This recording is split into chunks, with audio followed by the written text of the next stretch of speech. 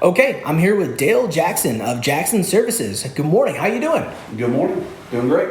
Okay, so what is your formal title? Formal title would be co-owner, along with Ben Jackson. Our fathers started the company back in 1973. It was, what was it called back then? Jackson Appliance Repair. They Okay.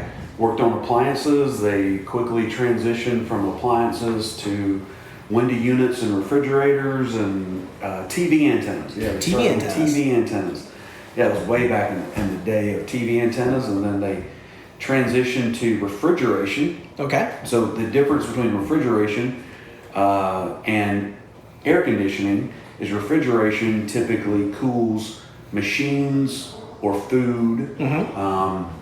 They realized real quickly, this is kind of a fun fact for Okay. Jackson Services, is that when a refrigeration unit goes down, no matter when it is, you have to get there right now. Okay. And because if you've got a restaurant full of food, you have to get that cooling again right now. It's not up for debate. Or if you have a dairy that is cooling tons and tons of milk, it has to stay cool. And so, it's just fun. My dad, because at this point, it was only my dad and my uncle basically running the company, and my mom, actually. My mom was answering the phone and handling the books way back in the early 70s. And but my dad got tired of having to go out to dairies at 3 a.m. and he was like, man, there's got to be a better way. And so that's what we kind of began doing what's commonly referred to as heating and air. Okay. And because at least if a house the air conditioning unit quits heating or cooling, you at least got an hour or two before you have to get there. You can at least wait till the next morning at 8 o'clock. Anyway, that's just a little fun fact. And so we've been doing heating and air primarily since the very late 70s. And we another fun fact is that we started out doing GE air conditioners. And the employees of Train, which is commonly referred to as Train, the brand, Train in the late 70s, their residential brand of Train, they weren't very good. But the employees, the actual assembly line workers of Train, wanted to make a difference. They wanted to change their brand.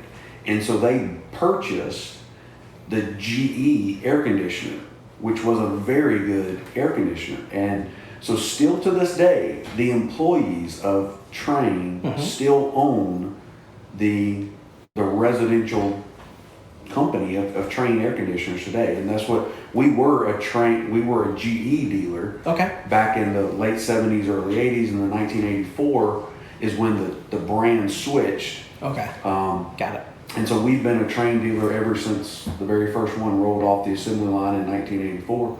That's really cool. And there are literally still a couple of GE air conditioners that we installed back in the late 70s that are still operating today. One of them is on the square in the old museum. Anyway, that's just a fun fact. But Still operating today. Yep. They don't think it'd be more cost efficient to upgrade? Absolutely it would. It's costing them hundreds of dollars a month, but I can't force them to replace it. But when we do replace it, we'll probably end up promoting it and making a big deal about it. So, well done. And so what are your roles here at the Jackson Services? So my roles here, I officially handle all of our sales. So Ben Jackson, my business partner, he basically handles operations and our service department. And then I handle all of our sales and anything that is involved in sales, the actual installation of whatever we sell, and also our marketing. So, all right. You mentioned that there's another role you serve in the chamber. That's a role that I serve in. Currently, I am chair-elect for the chamber. This past year, I don't know officially if I held a role or not, but I also am chairman of the transition committee. Okay. So our chamber at LaGrange is going through a little bit of a transition now with, I guess you could say it's my job to hire a new president of the chamber, a full-time position. Thankfully, we've had Kathy Tilley has served as our interim president of the chamber. Gosh, I guess now it's been about 5 or 6 months now, and she's done an excellent job.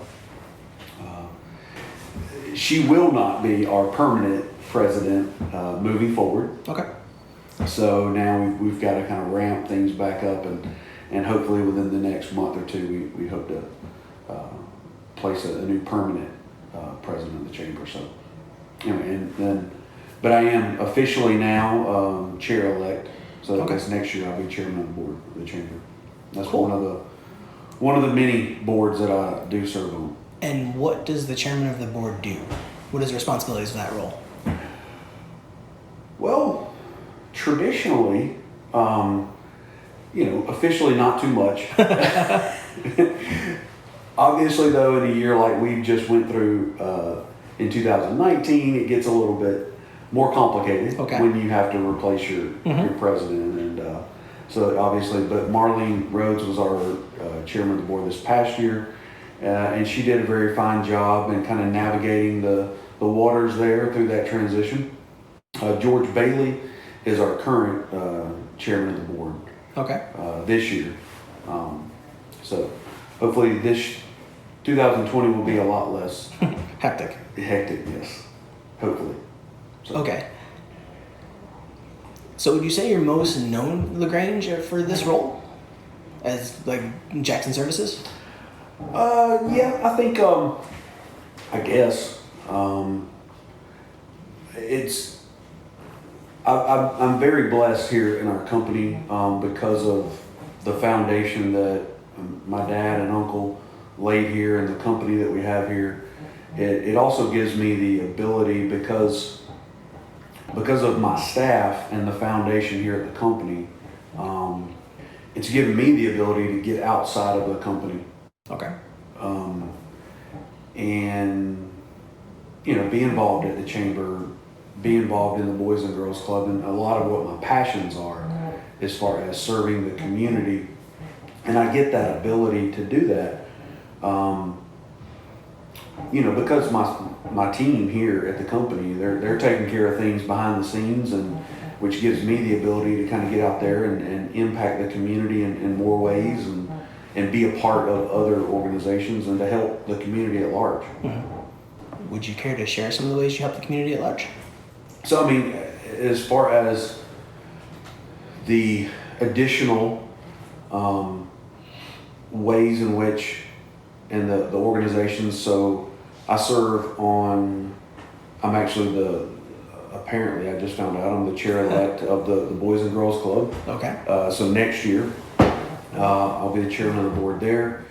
And the Boys and Girls Club is it's an organization that I became aware of a few years back after I joined Kiwanis, which Kiwanis, I'm actually the president of Kiwanis this year. And I kind of head up a program called Terrific Kids. Okay. And Terrific Kids is, it's a program to where we go to a couple of different elementary schools and the Boys and Girls Club, and we really focus in on second graders, and we reward them and kind of just acknowledge their abilities in reading and setting goals and reaching those goals. Okay.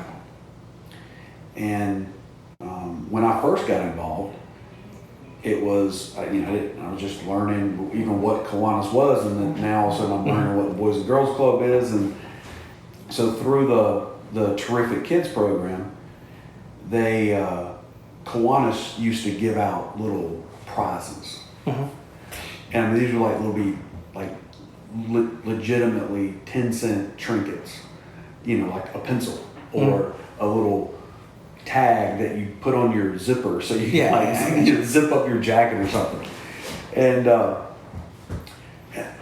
And I was like, are these really motivating the kids to excel in their reading abilities and reaching their goals? I didn't think so. You'd be surprised though. Well, yeah, I mean, there are second graders. I mean, but anyway, so I said, well, why don't my company, sponsor this program? That's really cool. And I'll buy the prizes, because our Kiwanis Club, they were responsible for buying the prizes. And so they, I gotcha. and plus, I felt like that the way in which the whole program was set up, I don't want to get down into the weeds on it, but, you go into, we were going at that time, we were going to Whitesville Road and to Ethel Kite. And of course now Whitesville Road, now we've started doing Clearview Elementary. Okay. And so anyway, so I kind of started working with the teachers, and I said, let's set the goals a little bit higher, instead of giving out a prize to every single second grader, let's try to, give them a goal to reach. And so now our company, we supply, like for instance, typically we give out, lunch boxes and book bags, and that's awesome. And of course the kids really like the little fidget spinners and sunglasses, and that's fantastic. But through that program, I learned about the Boys and Girls Club, because we also go there and kind of provide the same services to the second graders there. So anyway, through that program, I've really just been exposed, I guess maybe is a good word, to the Boys and Girls Club and how they serve our community. And so it's just really become a real passion of mine.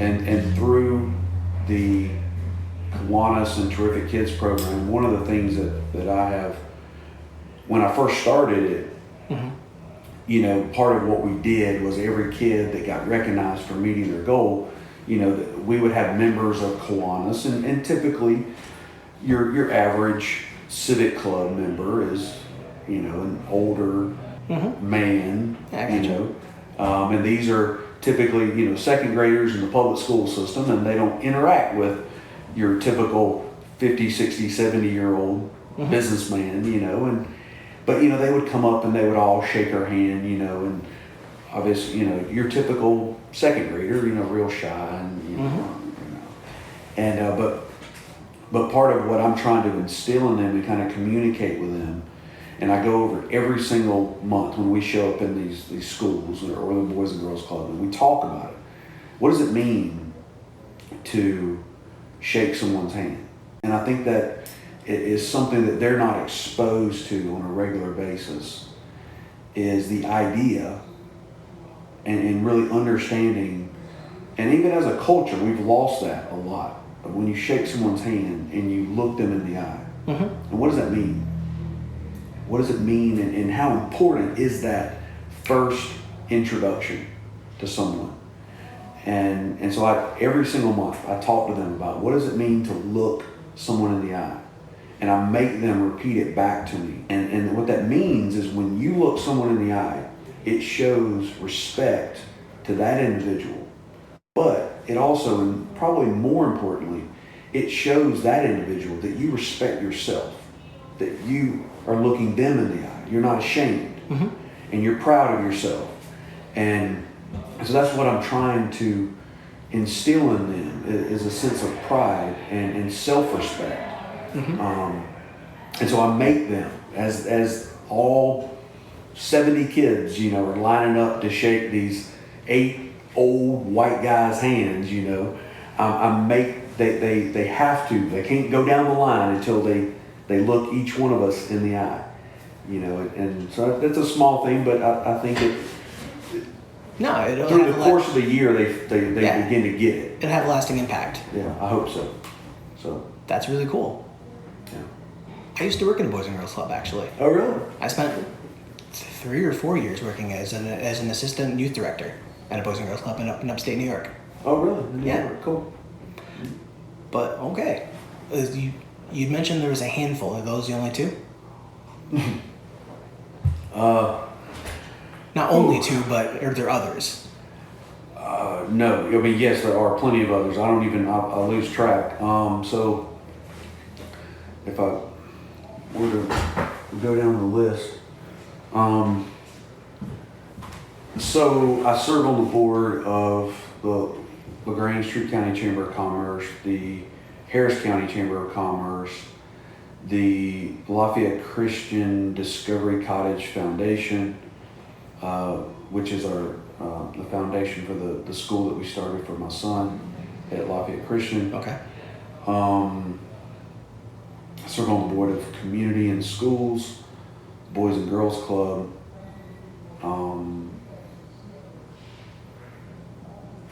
Kiwanis, I'm the president of Kiwanis, and on the executive committee. I started SAFE, which is it will become more known in the next few years as we roll out the medical cannabis industry here in Georgia. Okay. SAFE is a nonprofit foundation that will certify the future companies that operate here in the state of Georgia as far as being SAFE certified. Okay. And taking proper care of patients, but also providing safe products for individuals who need medical cannabis. Are we close to having medical cannabis here in Georgia? Yes, we're the state of Georgia. Last year in 2019, we officially passed our legislation that will provide for actual medical cannabis oil. Okay. And so, unfortunately, the leadership in Georgia took a very long time to actually get the ball rolling as far as the law that we passed this time last year. Basically said to establish a panel of 7 individuals appointed by the governor, lieutenant governor, and the speaker of the house to actually map out what does that look like? What does medical cannabis oil look like in Georgia? How is it produced? Who gets the licenses? Anyway, so they've only been appointed now for about 3 months. They've held 2 public meetings. Okay. One in December. One was just last week. Okay. This past Saturday in Columbus, and the next one is up in Austell, Georgia. Okay. And I'll be speaking at that one. But we're probably about 9 to 12 months out from licenses actually being handed out. There'll be 6 licenses across the state, and then it'll be up to those companies to grow the plants and Got it. get the oil out to patients. So that's what I'm looking forward to. Cool. So You have a son with an autism spectrum disorder, right? Correct? correct. He Would you is care to discuss that? severely autistic. Would you care to discuss that a little bit? Sure. Okay. Would the cannabis be for him? Yes. Okay. Would you care to go into that a little bit? How that would affect him? How that would help him? Or like? Yeah, sure. So I mean, it's an hour-long discussion to go through everything and how we got here. Yeah. Cannabis related and Collin related. But in short, Collin is currently 11 years old. He is severely autistic. He would be considered on the low functioning autistic, meaning there are some, and there again, it's the reason why we call autism the spectrum is because there's a wide range, and education about autism is greatly lacking. Probably, ironically, one of my biggest frustrations in life is the movie Rain Man. Because what you saw there in the movie Rain Man, obviously an autistic gentleman, very high functioning, and so people, our culture thinks all autistic individuals are Rain Man. So he has some supernatural powers, and my son doesn't. My son doesn't talk at all. He can't tie his shoes, and he's not potty trained, and he struggles feeding himself. And but as a autistic dad, sometimes you get tired of people asking you, what's your son's superpower? Because they, in their mind, and they don't mean anything bad by it. No, and that's my point, is that I have had to come to grips with, and I don't know if I've technically created this word or not, but society, so many in society are innocently ignorant of autism, and then also of what is cannabis, what is medical cannabis. Yeah. Because so much of my time for the last 5 years has been going out and educating people who are innocently ignorant of what medical cannabis oil is. Whether they be state legislators at the Capitol, or the countless talks that I've given across the state at different conferences, or at your typical Rotary or Kiwanis Club in South Georgia. So we're through the kind of what we've dealt with through Collin. And really because of, and I didn't even mean to get here with cannabis. I mean, I didn't set out, I never, growing up, I've never smoked weed. I never physically, I saw weed one time. Okay. In high school. And so, that's wasn't who I was. I wasn't, I'm not this typical, hippie that. Yeah, you're not a stoner. I'm definitely not a stoner, and I wasn't even like one of these all natural people, that had, that knew it was a medicine for decades. I don't know how far they go back, but anyway, I've just kind of gotten thrown into it. Yeah, you're an autism dad. Yeah. Well, it actually, and we'll probably circle back around how I actually got in, I had a friend who had a daughter that had severe seizures. And but because of, and a lot of people don't know kind of where my political background comes from. One, as a kid, I was always just aware of politics. I remember my very first presidential election, that I was aware of, conscious of, so to speak. It was, I guess I was 12, 1992. I think that was when George Bush Sr. First got elected. Yep. And then I remember my granddad taking me to hear candidate Pat Buchanan spoke at Live Oak, the Milliken plant. That it had burned down. I think that was like in 94, 95. And then Pat Buchanan came and spoke. He did a little rally. And it was during, I want to say, the 96. It could have been, I think it could have been during the 92. I'm not sure. Anyway, I was really young. I was like 12, 13, 14, I was a kid. Anyway. So I've always been aware of politics. And, but when Collin was born, and as I began to kind of feel firsthand or experience firsthand what it's like to be a special needs dad, and really what that means, not only do you as a parent, there are things that you have to deal with on a day-to-day basis, whether that be services for your child and learning the whole government world, what that looks like, and navigating those waters, and dealing with the school system, and making sure your child has the proper therapies and that you're advocating on their behalf sufficiently.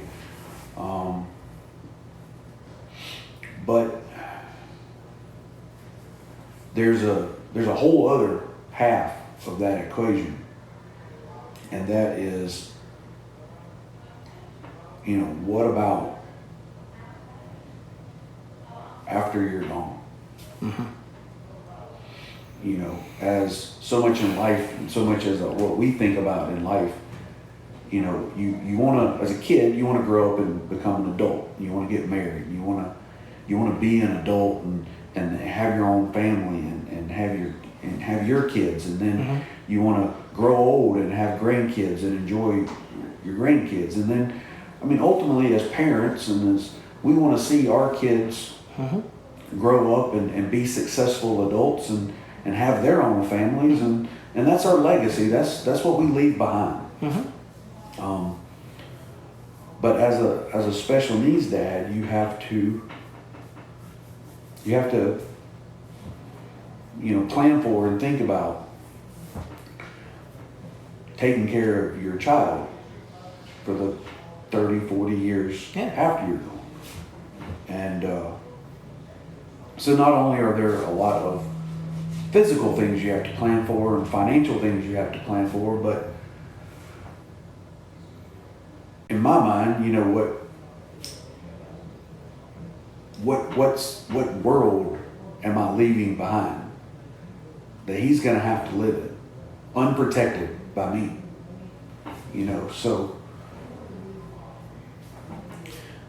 So you think about, okay, well, what's society going to be like Mm-hmm. after I'm gone? And so that kind of led me to, well, politically speaking, you'd set policies and Mm-hmm. you want to, and it really hit me hard shortly after we learned of the struggles that Collin faced as a child, as I was watching a documentary Okay. on World War II and the atrocities of Hitler in Germany. But I learned something that I was unaware of, because when you hear about World War II, as a matter of fact, we just I think last week or this week maybe was the National Holocaust Survivor Day. Mm-hmm. And that's horrific to think about that, and to think about the millions of people that were slaughtered. But many people don't know the very first people to suffer at the hands of Hitler. Yeah, when he got rid of all the invalids and the people incapable, handicapped people. Yeah. Absolutely.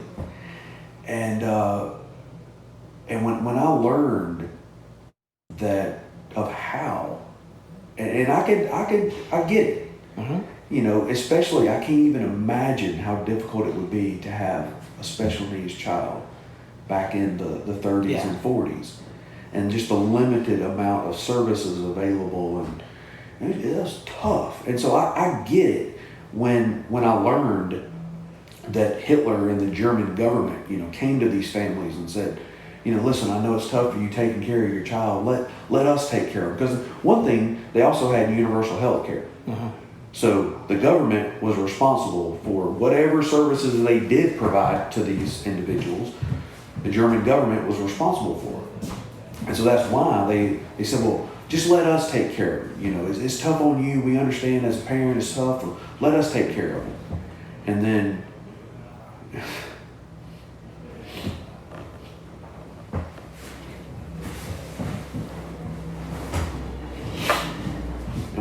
within 6 months, every single one had tragically died of an accident.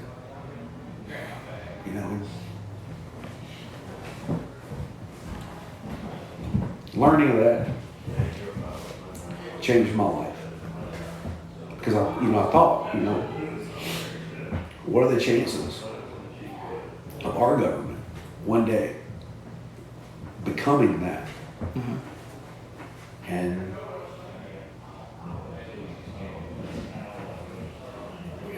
what if it happens after I'm gone and I can't protect my son? And so that's when I became more active and got involved in the Republican Party, and I was the 3rd district chairman of the Republican Party. Gosh, it seems like a lifetime ago now. Not anymore.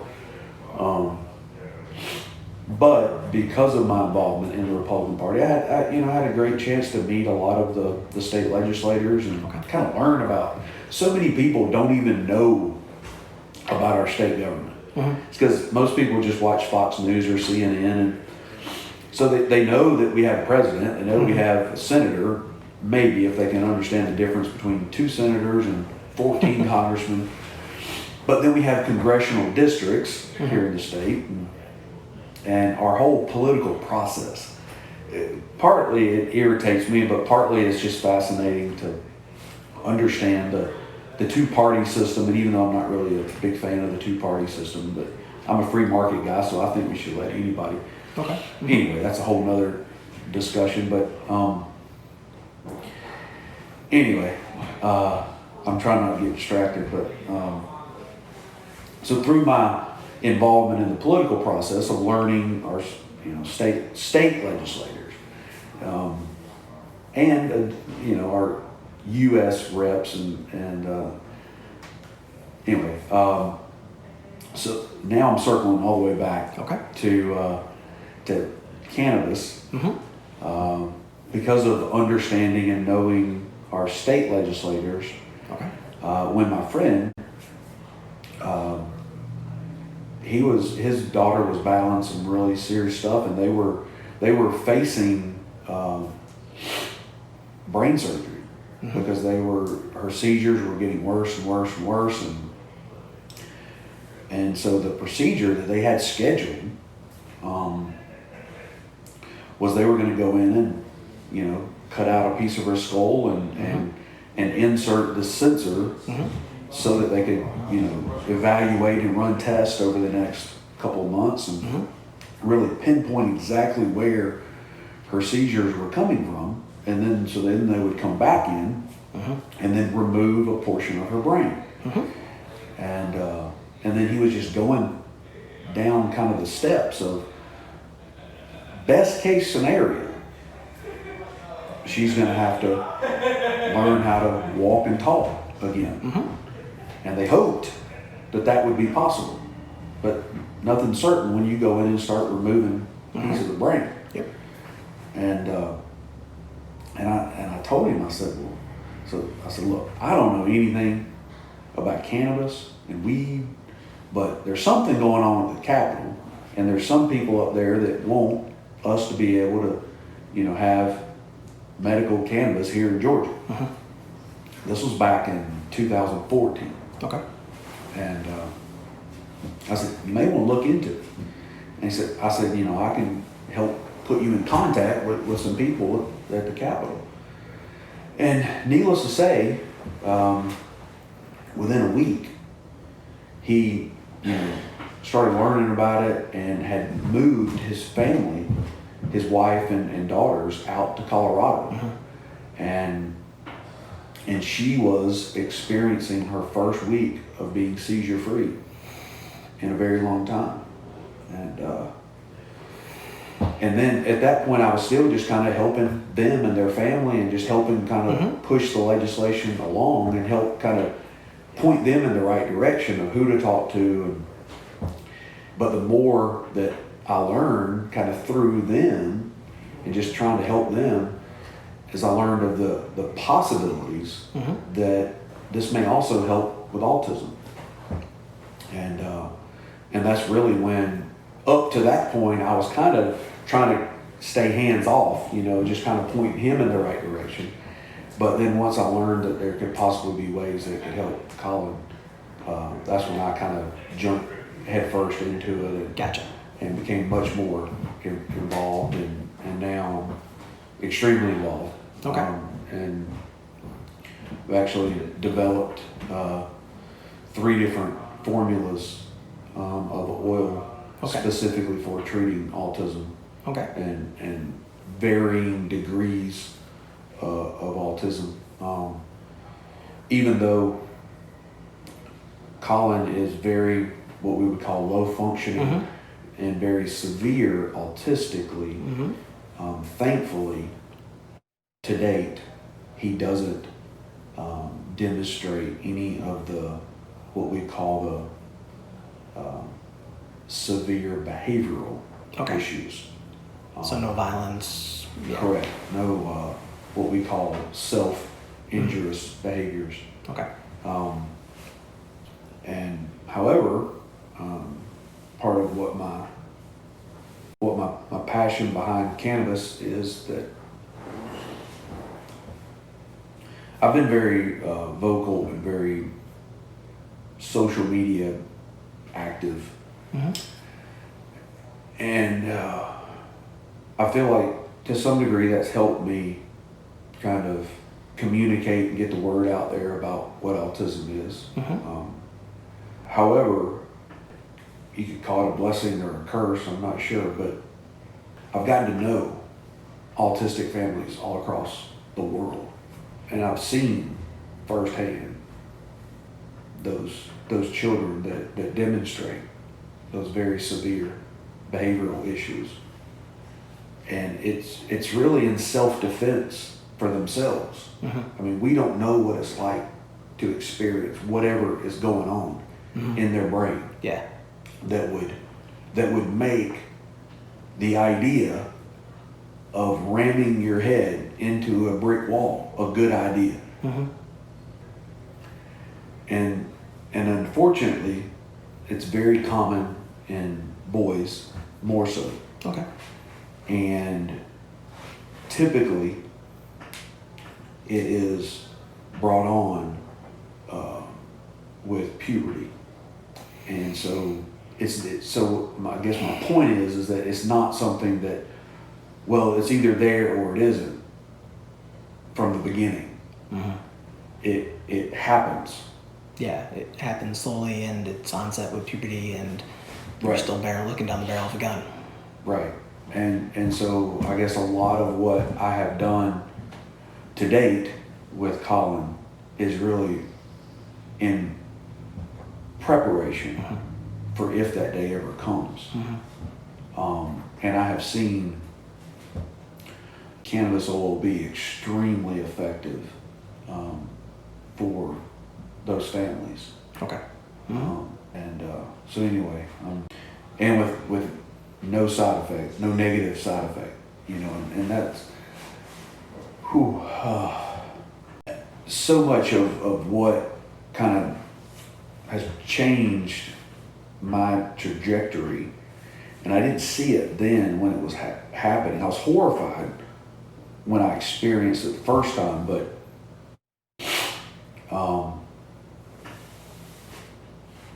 when me and my wife were meeting with the neurologist, see, Collin, when he was born, he was having seizures virtually 24/7. Okay.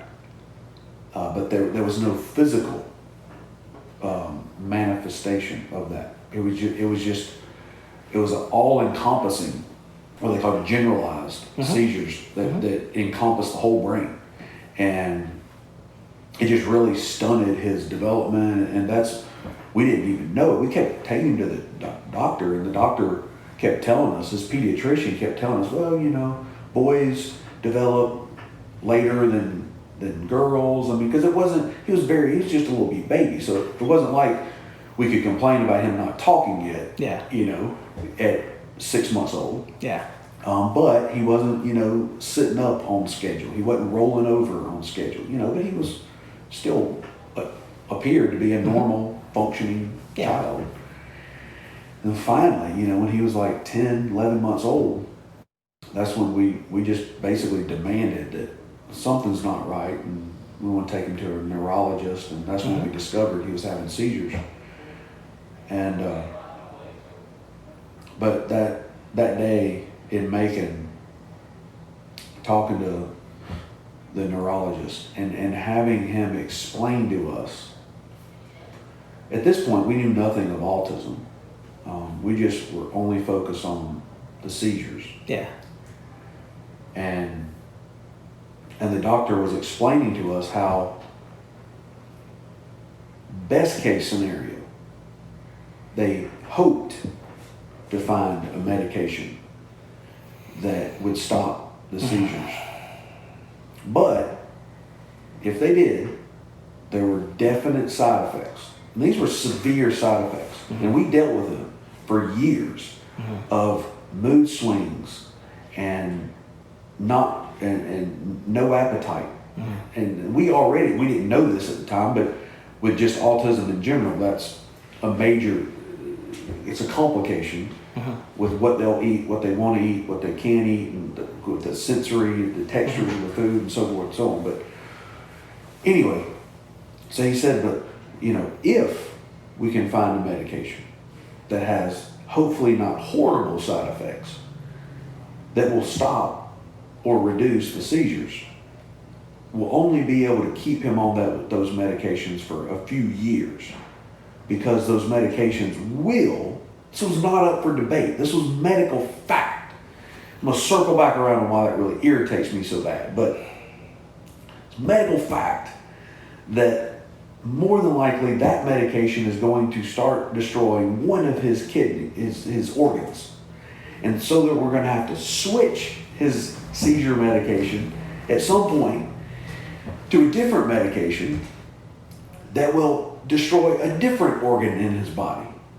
And so if the first one destroys his kidneys, then we'll switch it to one that will destroy his liver and allow his kidneys to repair themselves. And then years after that, we can switch it back to one that'll start destroying his kidneys again after his liver repairs. That's the world we live in. That's best case scenario. Okay?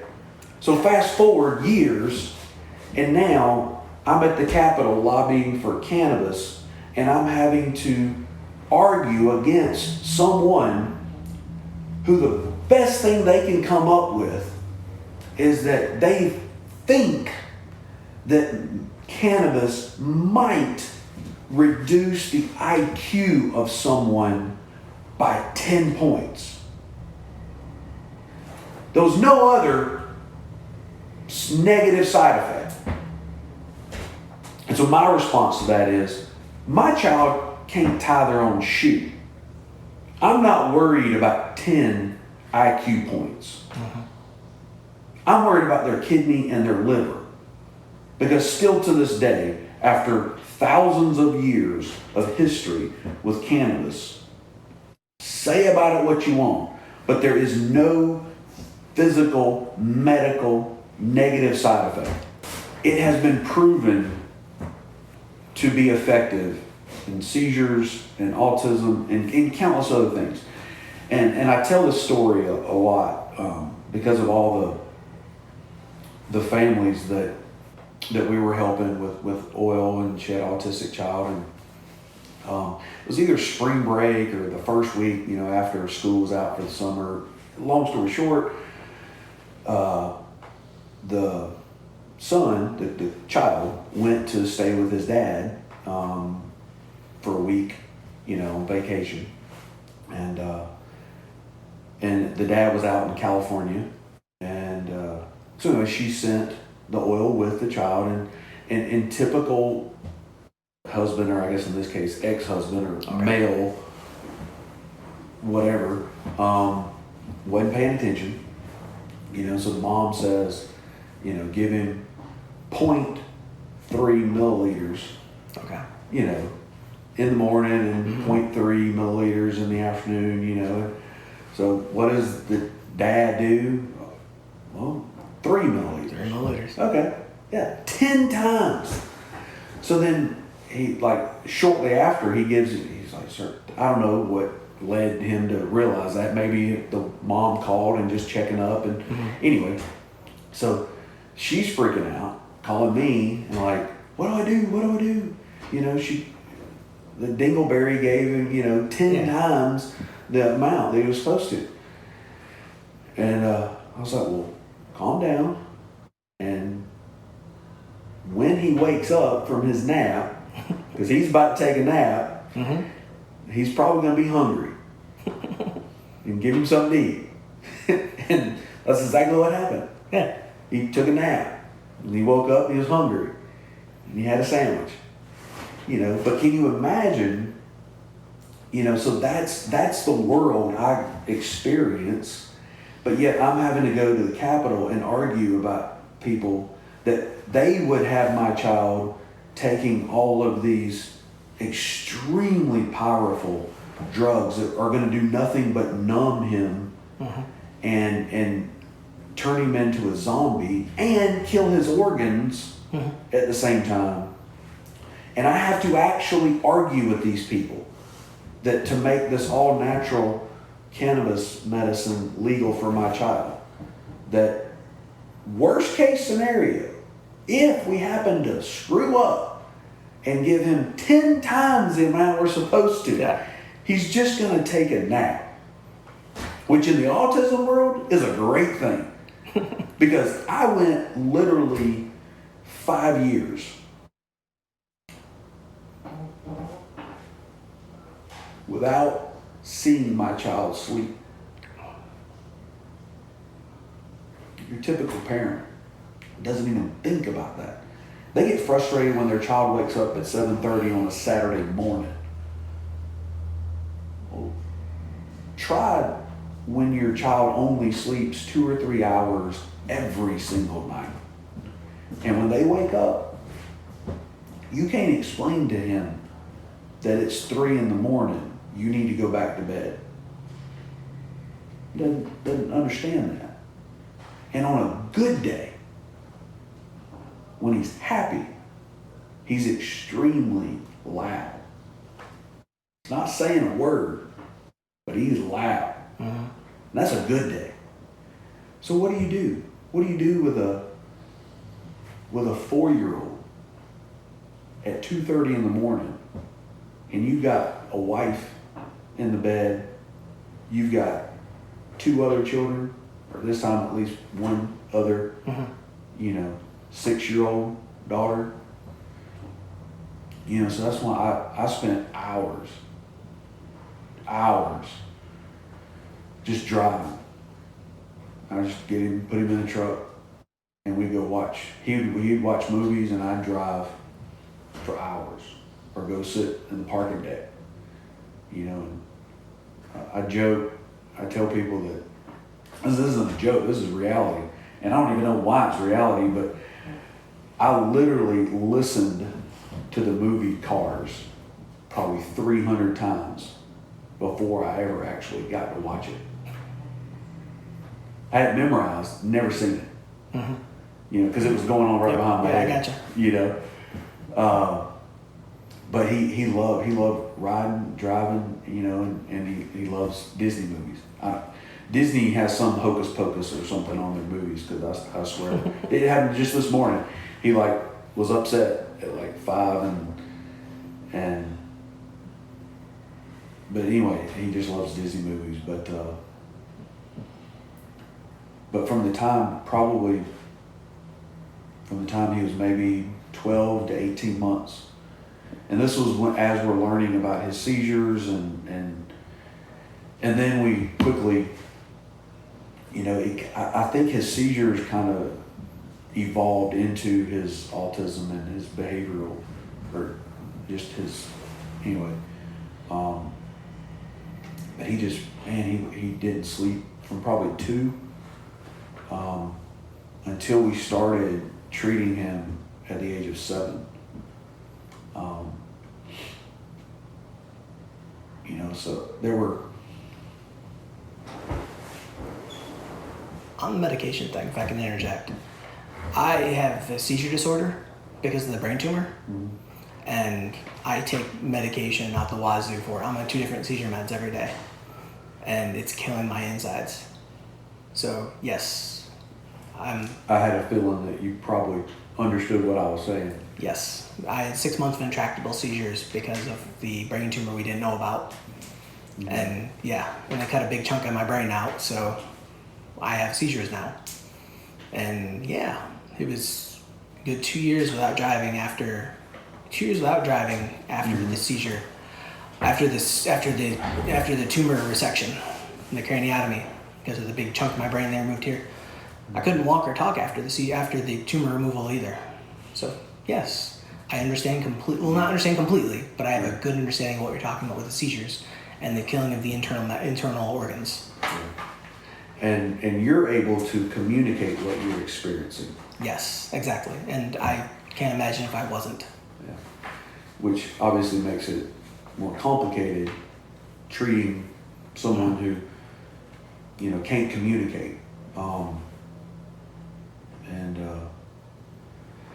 So yeah, from the age of 2 to 7, I specifically remember the 2 times that I physically saw Collin sleep. Because in order for him to sleep, like under normal circumstances, at night, we had to go in and tape the little light on his smoke detector and his little baby monitor light. We had to tape over it and cover up those windows. It had to be pitch dark. And even then, it was we would put him to bed every night at say 8 o'clock.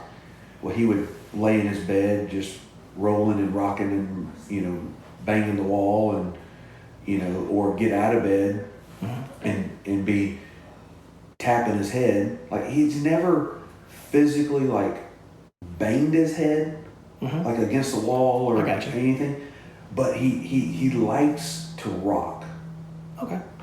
And so he likes the rhythm, and a lot of times what happens is that rocking, like he'll just be tapping his head against the wall or the door. So there were just early on, there were hours and hours every night of having to hear him tap, tap, tap, from 8 o'clock to 11:30 at night. And then eventually he would just pass out from exhaustion and then hopefully sleep until 2 or 3 in the morning, and then wake back up and start, hitting the wall. Or a lot of times, and that was the way he was communicating, is he would start to bang the wall, but it was really, he wasn't angry. He was just letting us know, hey, I'm awake. Come open the door and let me out of this room. But it's still, I couldn't see him sleep, because if I walked in there, he would instantly wake up and then be up the rest of the night.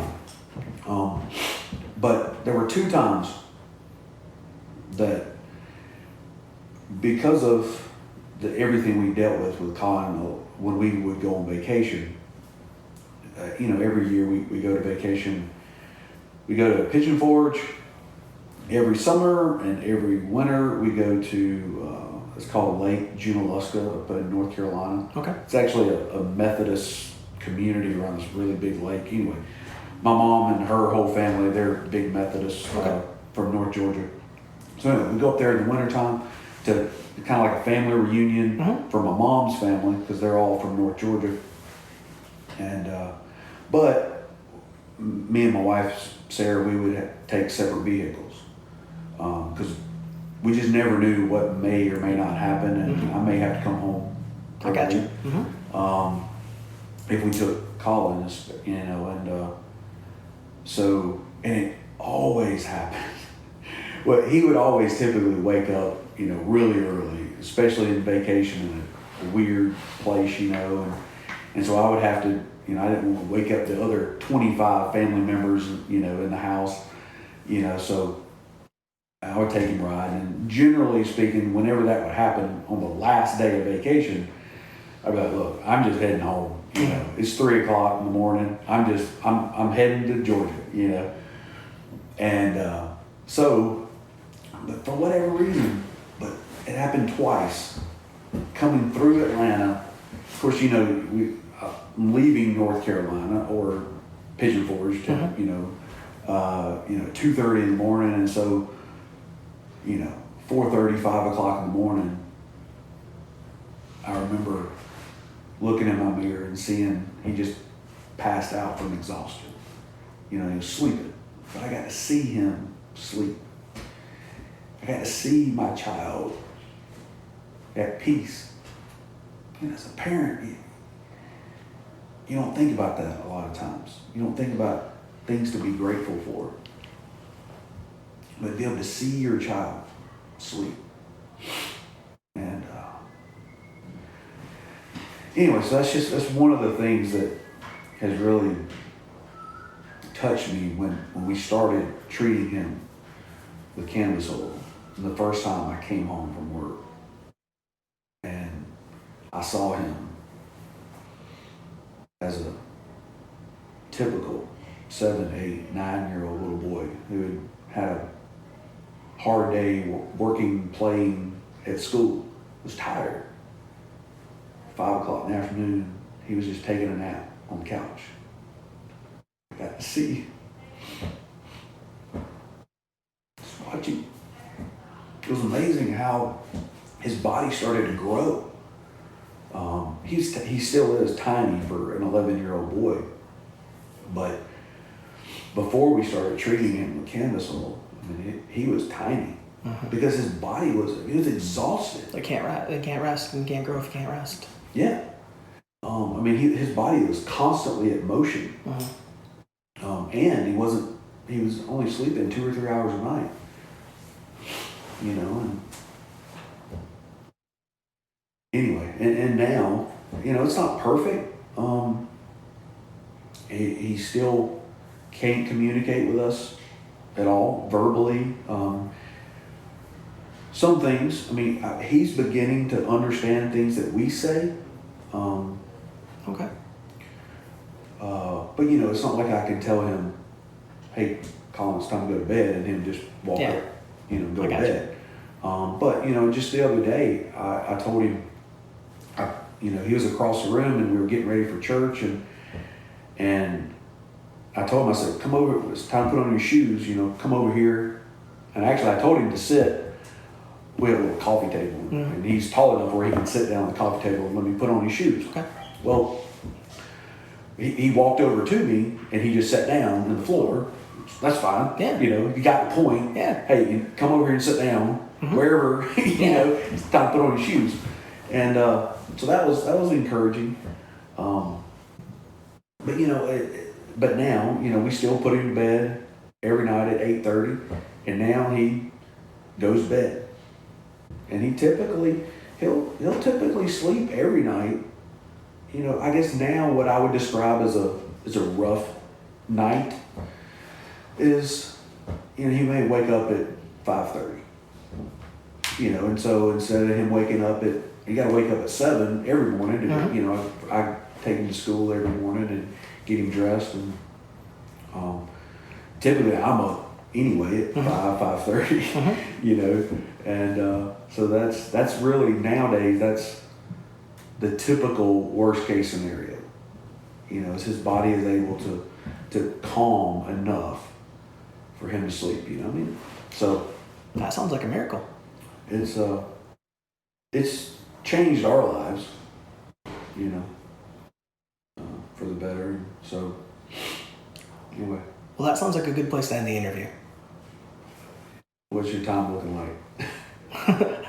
We still got a lot, but it's a good place to end the interview. All right, Dale. It's been a pleasure. How can our listeners connect with you? Oh well, I mean, I'm here at the office, and I'm on social media, and I would encourage them, if I could leave with anything, I would say to one of the biggest ways that everything that has transpired over the last, I'm just turned 40, but try to understand that you don't understand certain things. You know, you mentioned earlier that you deal with a seizure disorder. However, you don't know what it's like to have a child with autism. Correct. And understand that. Understand that you don't understand. And if I could ask society to do one thing, and that is to try to have more empathy and try to see things from others' point of view. And that's one of the biggest things, because of the very blessed life I had as a child and as a young adult. I took so much for granted, and I was so quick to really judge other people's behavior and their circumstances. And having a child with autism has taught me that there's a lot in this life. And real quick, what's the phone number for Jackson Services? Just so we can actually. Gosh, if I can even remember. I don't call it that often. 706-884-3351. And we have a brand new website, jacksonservicesco.com. jacksonservicesco.com. All right. That's been it. That'll be a wrap. Thank you.